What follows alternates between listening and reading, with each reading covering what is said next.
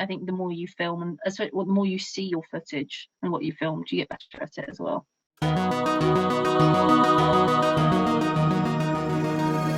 This is Stir and Fry, the place where we discuss all things film, and today I am joined by Caterina Dixon. Hello, how are you doing? Hello, Tom. How are you doing? I'm well, thanks. Yeah, so you've been making some videos recently, I've Mm, noticed. mm, Some kind mm. of travel montages and video diaries and stuff. So how did you kind of get into that? Um, well, it all began on the gap year, obviously, where all great things begin.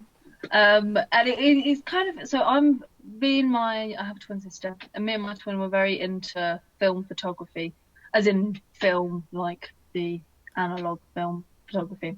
And so when we were traveling, obviously, like we really enjoyed doing that. And I thought, well, it's actually quite a nice way. It was one of our friends who, when we went on a little week trip together. She said that with her family, they always make montages of the trip. They're like, they've got like videos of 2015 Croatia and 2014 Paris. And I thought we did it for our holiday together. And I thought actually that was such a nice idea because they're not the most aesthetically pleasing shots, but a video kind of contains more memory than a film does and more sort of the emotion of the time. And so when you look back and it's only like a little 3 minute montage, you're like, oh yeah, that is exactly like what the trip was. And it's only like the best bits of the trip because you don't video all the terrible bits. So it was really nice and just like a nice nostalgic thing to look back on. So then when I went off traveling by myself, I decided I was inspired. And so that was what kicked it off. And then obviously, as with each trip, I kind of and every time I edit and film, I kind of get better and better at all what I think is better and better, and then just become a bit of an addict now, really. Did that kind of come about naturally? Like, was it quite obvious what to film, or did you just kind of always have a camera on you? How did that work? Always have the camera on me, which is quite inconvenient because I own a lot of cameras because I like still photography and then I like different formats of film photography. So, I've got to take the 120, got to take the Polaroid, got to take the 35 mm, and then plus you've got to take a video camera. So it means always taking a big bulky bag and being a bit of an inconvenience really to other people. But I've got better at knowing what to film and how to film it as well. So at the beginning, my very first one that I did it was Florence with our mutual friend Chiara, and I just did a lot of panoramic views and walking leg shots. And in hindsight, I realised they're great for like a small transition, but you don't want them for the entire montage. So I got better, and then like Peru was way too long. I just videoed everything and put almost like every take of what I videoed in it. So it was a very long montage, and yeah, so you definitely, I think the more you film and especially the more you see your footage and what you filmed, you get better at it as well. So yeah. Oh, fantastic. Do you find that when you make these kind of video diary things, do you like people to interact with the camera, or do you kind of prefer it if it's sort of candid and they don't know you're there almost? It really depends. Like sometimes if it depends on how aesthetic the shot is. So if it looks really nice, like I don't know, like everyone's playing some cards and there's a setting sun and they were all laughing, and then this is the issue. Like the moment you take out a camera, people know that your camera's there, and even if they are, unless they really haven't seen you, people will always act slightly differently.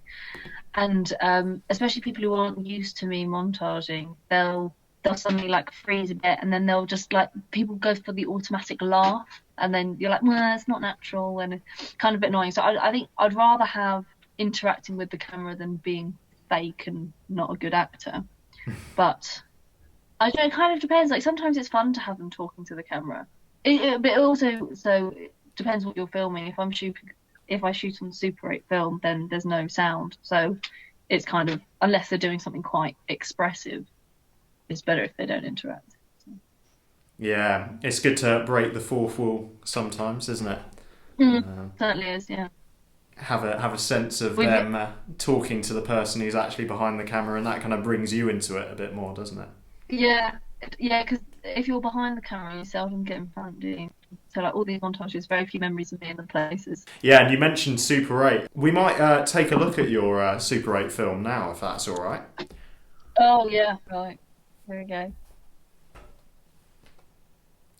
Oh, So who are Vicious these Briggs. fellas? These those gorgeous creatures are my cats. So this was shot during the summer, and this is me test. This is the first role I ever shot. It's actually the only full role I've ever shot. I'm currently working on my second role, so I was very much trying out different the zooms and different lighting conditions and things like this. So this is these. This is a friend and my twin sister, and then our dogs. And yeah, it's just kind of, I think using Super 8 gives very much a home vibe. I only take shots for a few seconds and then I take the next shot. Mm. And it's just, I don't know, you kind of like whip it out, see what happens. Whatever happens, it's on there. There's no going back. That shot was a very disappointing shot where I tried to get a slow-mo jump of my dog catching the rope, but he just didn't care. And he just let it land on his back. The one time he's not cared about the rope. Oh, and of course you couldn't retake it. No, no. Well, I mean, you can, but then and do editing afterwards.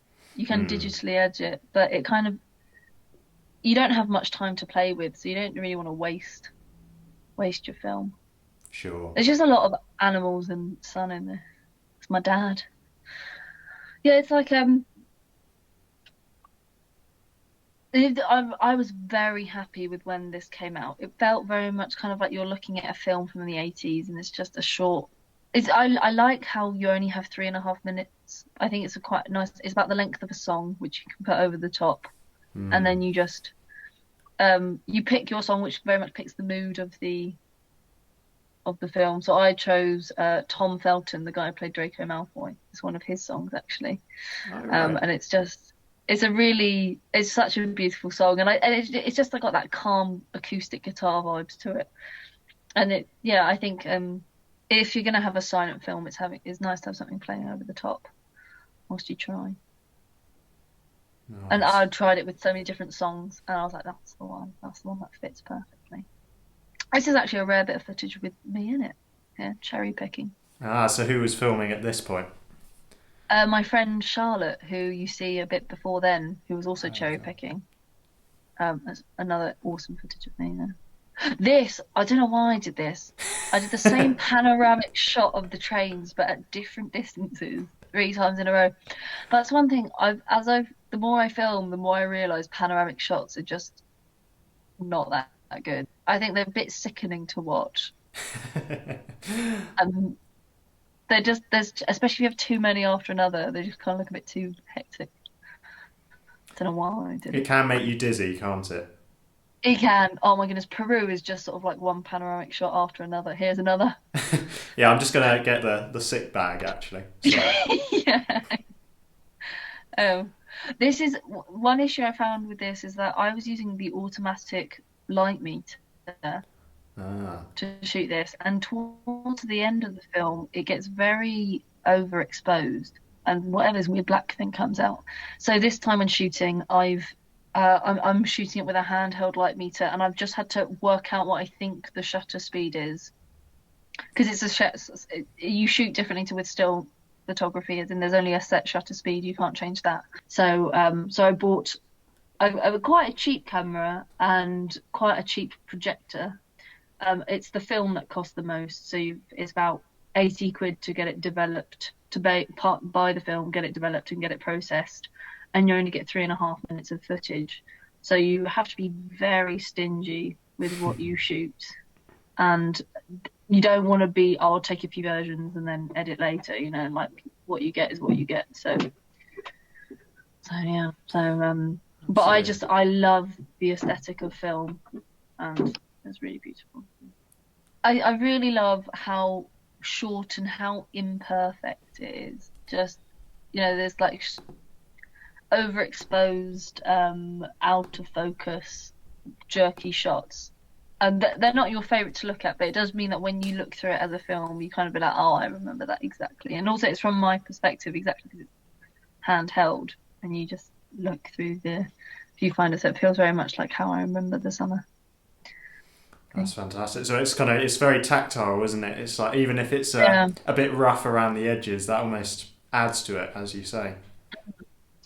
The only thing I dislike with film are light leaks. I hate light leaks. I don't agree with light leaks adding film aesthetic. I think they just ruin shots. They get rid of detail. Yeah, I hate lightning because they've ruined many a photo for me. So, Oh, I'm sorry to hear that. thanks very much. Thank you. And I've now got myself a camcorder, so it's kind of got a nice similar analog touch to it, but you get an hour and you can re-record. So you kind of shoot more like how you shoot digital, but it's got more of an old school touch to it as well. Oh, awesome. Do you have that ready to hand? At hand, Or yeah. indeed I do, Thomas Oh, Thorogood. it's almost like you've Here we prepared. are. It's almost like I prepared. Here's one I made earlier. We call it the yellow submarine because it's Ah, chunky and yellow, and yeah, it's got like a nice little eyepiece there. It's this was called bush compact, which I mean in modern days isn't compact at all, but it's great, and you can look back at what you filmed. Although I try not to do that because it kind of like ruins when you get to the end of what you're gonna get. yeah. But yeah, you can. It's not as beautiful as what you get on Super 8, but it's still quite nice, and that is the handheld footage and people. It just feels like what our parents used to shoot on when we were little. So it brings back kind of old nostalgic memories, really. And this is my Super 8 camera. It's definitely more sleek in design and more compact than the tape. So I think this kind of screams professional photographer, whilst that kind of screams dad at the back of a nativity play kind of vibes. Absolutely. Yeah, and our friend Will is a big fan of Super 8 as Great. well, isn't he? Will the G, as we call him. Will the G. Yeah, so he does a lot of kind of film photography as well, and I Mm. made a couple of Super 8 films with him, and he was actually the first guest on this show talking about radio. I saw the interview. Oh, did you? What It's did you very nice. think? Uh, well, I just love Will. Anything he says is kind of just beautiful. So he's always talking in weird idiomatic expressions. And he had actually, you and Will, before I bought my Super 8, I like asked for advice from you both on what kind of film to use and what camera I should get and what I should be looking for. And then, yeah, and I was meant to feature in one of Will's Super 8 projects, but then he ran out of film, so I didn't get to feature in that. Which I'm still a bit bitter about. You know. Oh well, yeah, no, it was a pleasure really to see like other people kind of wanting to pick it up as well because it kind of felt like this Mm, archaic art form in a mm. way that not many people would be interested in, but actually I think lots of people are interested Loads in of that people kind are. of. I think many people love looking at it. So when I got it developed, loads of people wanted to see it, and I think that's because what the kind of photography you get nowadays, you can film it and you can see it instantly. Whilst with film photography, you've got to wait however many months it takes you to finish the roll. So I think like when the time comes that it's available to see, like loads of people want to see it. Yeah, What we and I want. think I was talking about this with Will as well. That I think there's been a general trend of people kind of getting interested in vintage stuff, isn't there? Like records and stuff. It's kind of making a bit of a comeback. People always kind of see their parents' generation as like an idyllic time because I think so we kind of strive for things like that, and I think especially in our generation where we're very lucky. We have a lot of people in our generation they can afford some device to take photos and remember things, which isn't a luxury many people have had in the past. So I think like once you have so much, you kind of almost want to go back to having something else. And especially I think there's like a rise in people, the general person doing art as well, just for Mm. like their own sake, maybe as people get more time. So I think digital has its qualities. Mm. You can experiment loads. It's cheaper in general. I mean, obviously digital cameras can cost a lot, but once you've got your camera, in terms of you can get huge amounts of data on them. But film photography has this very much of you do something and you don't quite know if it's worked out till later, and you've got this patience, which means that when something works out perfectly, it is the best feeling in the world because it's just sort of like something clicks and it's like clicking your toes or something. It's just beautiful. But then it does mean that when something doesn't work out and you remember taking this really beautiful photo and it's like there's a huge bloody light leak or something in the way, it's the most painful thing because there is no other form of that one photo, and it's not like you've been editing it and then you can go back to previous version. It's just that was it and it's gone. So it's I think the same reasons why it's amazing are the same reasons why it's the most backstabbing thing ever. But that's why I love it. It's a bit dramatic ups and downs, I guess. It's kind of Yeah, all it really is. exaggerated. Yeah. Yeah, it's like a toxic relationship. This film photography. I'll write that. I'm gonna write that down. Yeah. So, do you have any advice for like people starting video diaries? Anything like that? I would say, oh, definitely don't take that many panoramic shots. They're just consecutively, they do not work. Yeah, and I'd probably start digital.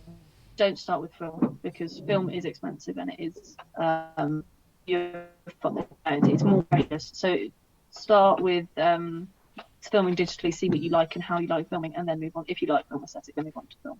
If people want to see your video diaries, where can they go? I don't know what my YouTube channel is called. It's probably just Caterina Dixon. I think I it don't might be. actually. Yeah. Classic, witty. And yeah, just to say briefly, might be worth explaining to the audience how we know each other. So Tom was at the same maths class as my twin sister, and we had a communal friend, the mutual friend Chiara, the one we went to Florence with. And it was so Chiara, we did Latin together, me and my twin sister and Chiara, and then Tom knew Bet through maths, and then it was at Chiara's 18th birthday party where we met you and Will, or I met you and Will for the first time. Oh well, yeah. Well, all the best with uni, your veterinary stuff, and your Thanks filmmaking. very much.